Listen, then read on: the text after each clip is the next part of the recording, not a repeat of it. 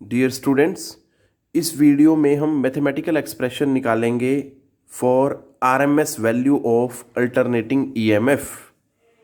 तो बेटा इसको स्टार्ट करें उससे पहले दो बातें ध्यान रखनी है आपने।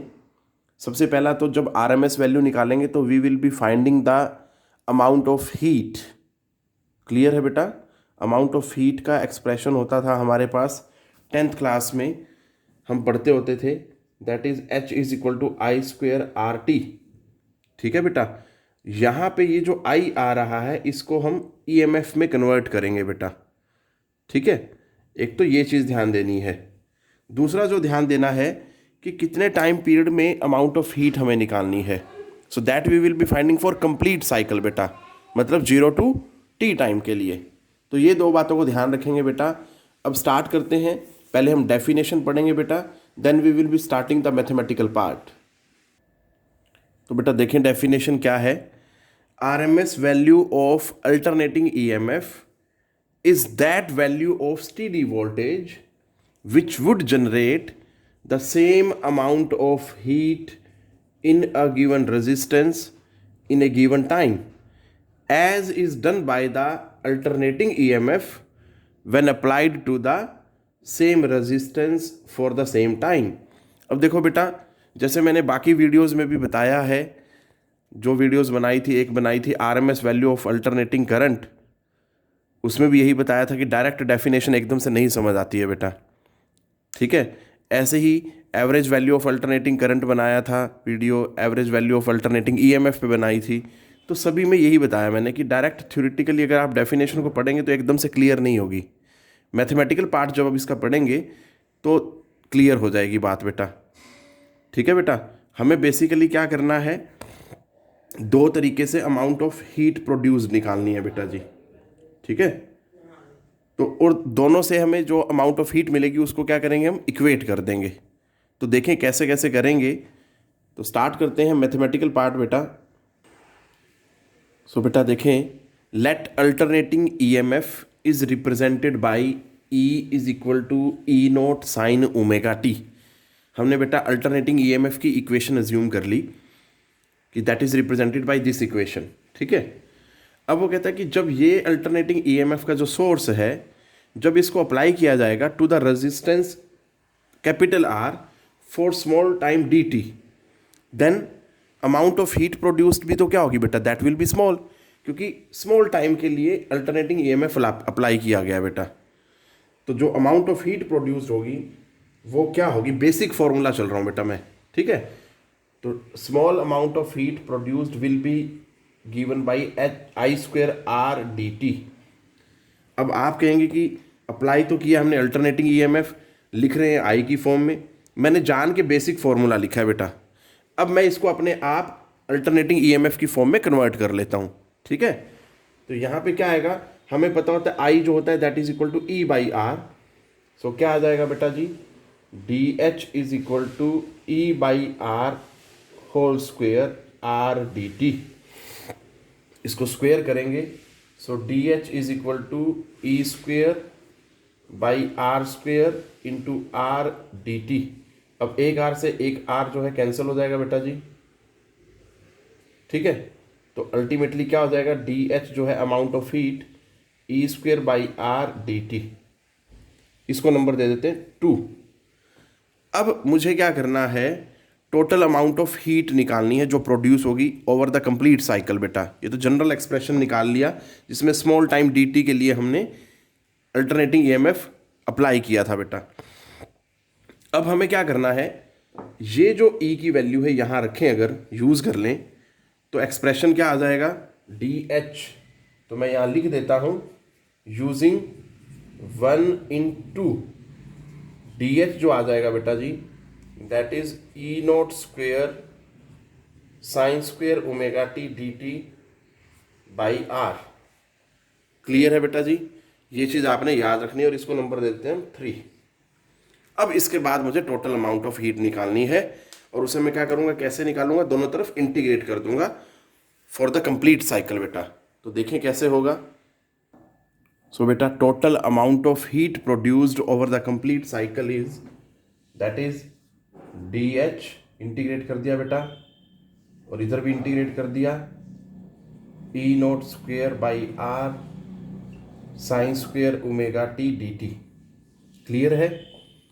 अब यहाँ पे देखो ई नोट कॉन्स्टेंट है बेटा और आर कॉन्स्टेंट है, दोनों को बाहर ले आए, ई नोट स्क्वेयर और आर को बेटा, तो क्या आ जाएगा हमारे पास डी एच, और इधर 0 से T, E naught square by R को बाहर ले लें, तो E naught square by R 0 to T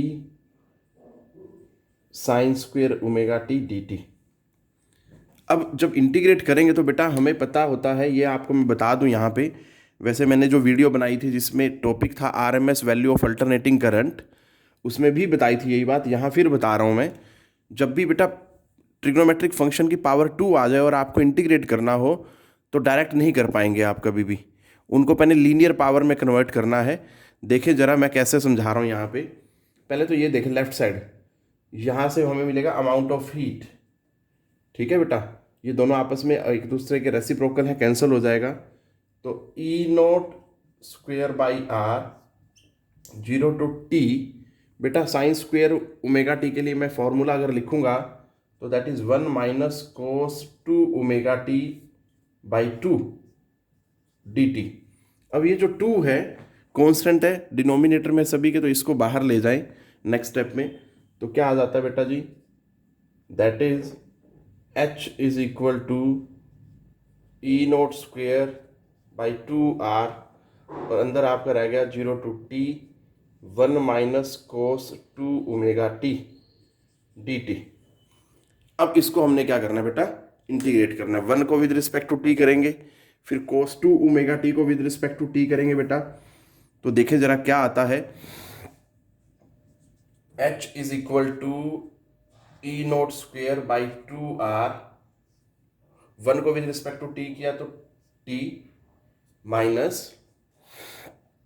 cos 2 omega T है बेटा, तो 2 ओमेगा टी को सारे को थीटा अज्यूम कर ले मन में, तो कोस थीटा की क्या होती है बेटा integration, that is sine theta. So बिल्कुल इसी तरह से यहाँ पे क्या हो जाएगा माइनस एज इट इज, और ये साइन थीटा बेटा जी। अब हमें क्या ध्यान देना है, ये तो कोस की कर दी आपने साइन थीटा, बट यहाँ पे एंगल की जगह पे तो 2 ओमेगा टी है ना एक्चुअल में, तो बेटा तो 2 ओमेगा टी की मुझे क्या करनी है बेटा, डिफरेंशिएशन करनी है, and that is with respect to T. तो जब डिफरेंशिएशन करूंगा तो वहां से क्या आएगा 2 ओमेगा, और क्योंकि क्वेश्चन इंटीग्रेशन का है तो 2 ओमेगा से मैं क्या करूंगा बेटा, इसको डिवाइड करूंगा, ठीक है बेटा जी, ये बात आपने ध्यान देनी है। और लिमिट है फिर 0 से टी, आप ये ब्रैकेट्स चाहे ना भी लगाएं कोई इश्यू नहीं है बेटा, एक ब्रैकेट लगा दें बस। अब मुझे क्या करना है, अब मैं इसमें सारे में वेरिएबल की जगह एक बार अपर लिमिट डालूंगा, फिर माइनस करके लोअर लिमिट डालूंगा बेटा, ठीक है, एक्सपेंशन करना है बेसिकली अब मुझे। सो h इज इक्वल टू क्या आ जाएगा, ई नोट स्क्वेयर बाई 2r, एक बार अपर लिमिट डाल दी, t minus sine 2 omega T by 2 omega minus, अब t की जगह पे क्या डालूंगा, स्मॉल t की जगह पे 0 बेटा, माइनस लगा दिया, 0 minus sine 2 omega into 0 by 2 omega. ये देखो जी, अब जरा इनको सॉल्व करना है हमने, और इसको देखें अगर यहाँ पे देखो बेटा 2 ओमेगा इंटू 0 0 हो जाएगा, साइन 0 मतलब 0, और 0 के डिनोमिनेटर में कुछ भी आ जाए दैट इज कंप्लीट 0 बेटा, 0 ये भी 0, कोई सिग्निफिकेंस नहीं, दिस ऑल इज 0 बेटा, ठीक है। अब बात करते हैं इसकी ओमेगा टी की। अब हमें पता होता है ओमेगा टी की वैल्यू क्या होती है बेटा, 2 पाई होती है, अगर 2 पाई है तो 2 पाई इंटू 2 4 पाई हो जाएगी। तो देखिए नेक्स्ट स्टेप क्या आता है, h is equal to E square by E naught square by 2r t minus sine 4 pi by 2 omega, ठीक है बेटा जी। अब यहां पे हमें क्या करना है, देखो बेटा ये 2 ओमेगा सारे के नीचे है, कभी आप एंगल समझें और इसको कैंसिल कर दें, ये बात मैं बता दूं आपको, क्लियर कर दूं यहाँ पे, ठीक है जी। तो अब साइन 4 पाई की वैल्यू चाहिए बेटा मेरे को, तो साइन 4 पाई को अगर देखेंगे तो साइन 4 पाई की वैल्यू मैं समझा दूं जरा आपको कितनी होती है। तो बेटा उसके लिए साइन का ग्राफ आपको पता होना चाहिए। ये साइन का ग्राफ है बेटा, अगर आप देखें इसको मैं थोड़ा सा और साफ बना देता हूँ बेटा। तो बेटा जी ये साइन का ग्राफ होता है, ये मैग्नीट्यूड है, मतलब डिस्प्लेसमेंट बोल सकते हैं, डिस्प्लेसमेंट एक्सिस।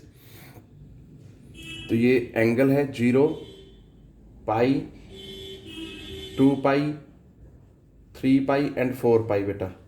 तो आप देख सकते हैं 4 पाई पे साइन की वैल्यू क्या आ रही है, दैट इज इक्वल टू 0।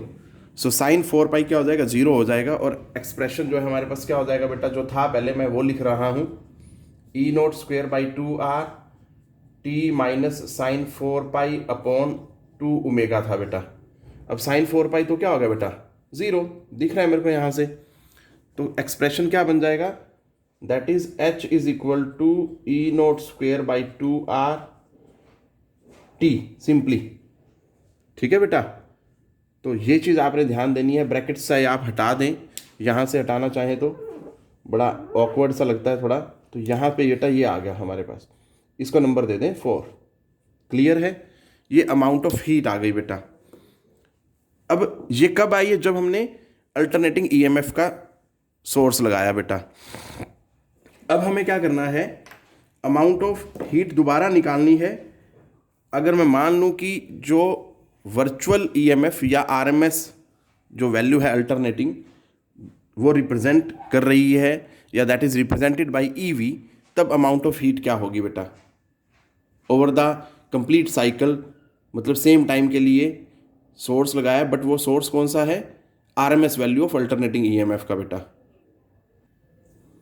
तो देखो, if EV represents the virtual value of alternating EMF. अब आप बेटा कंफ्यूज ना हो जाना, आप कभी सोचने लग जाएं कि वर्चुअल वैल्यू कहाँ से आ गई। तो बेटा मैं आपको क्लियर कर दूं कि जो ई आर एम एस होता है, मैं यहाँ लिख देता हूँ बेटा, E R M S is equal to E virtual is equal to E effective. आप कुछ भी नाम बोल सकते हैं बेटा, ठीक है। तो यहाँ पे ई वर्चुअल बोल रहा है वो इसको। So that is the then amount of heat produce through the same resistance in same time is given by, that is equal to H is equal to E V square by R into T. ठीक है बेटा जी, ये आ गया number 5।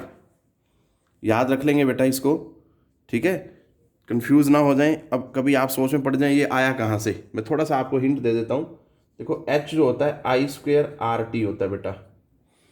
अब आई की value जो होती है ये अलग से याद रख सकते हैं आप, ई वी बाई आर रख दें और इसको सोल्व कर लें बेटा। तो वहाँ से सोल्व करने पे ये आ रहा है बेटा, ठीक है। कभी कंफ्यूज ही हो जाए कि कहाँ से आ गया ये, तो ये जो चीज़ है आपको हेल्प कर देगी ये पता लगाने में। अब 4 और 5 इक्वेशन से दोनों से अमाउंट ऑफ हीट आ रही है बेटा, दोनों को इक्वेट कर देंगे। तो बेटा फ्रॉम 4 एंड 5 क्या हो जाता है, दोनों को इक्वेट कर देंगे, E square V T by R is equal to E naught square T by 2r बेटा जी।